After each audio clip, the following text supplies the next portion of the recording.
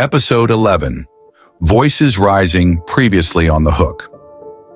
Emma found strength in sharing her story, building a supportive community of others who had fallen victim to scams. Her advocacy began to grow as more people reached out to share their experiences.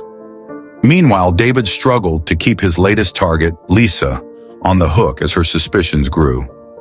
Now Emma's voice begins to gain momentum, and David's schemes face unexpected resistance. Emma sat at her desk, scrolling through messages from people thanking her for her honesty and courage. Some shared their own stories of being scammed, while others sought advice on recognizing red flags. One message stood out. "I saw your post and realized someone might be trying to scam me. Thank you for speaking up. You might have saved me." Emma leaned back in her chair, feeling a surge of purpose. What had once felt like a humiliating experience was now becoming a platform for change. She decided to host a live online session to discuss common scams and how to avoid them. Within minutes of announcing it, dozens of people RSV'd. Meanwhile, in Nigeria, David's frustration grew. "Lisa's asking too many questions," he said, pacing the room. "She's seen stuff online about scams and thinks I'm playing her." One of his friends laughed. "It's because people like that Emma girl won't shut up. She's probably one of those women spreading warnings." David frowned. "If people keep talking about this stuff, it's going to get harder to pull marks." Another chimed in. "Then you've got to adapt. Make her trust you more before asking for anything. Pretend to pull back." David sighed, sending a carefully worded reply to Lisa. "I understand if you're unsure.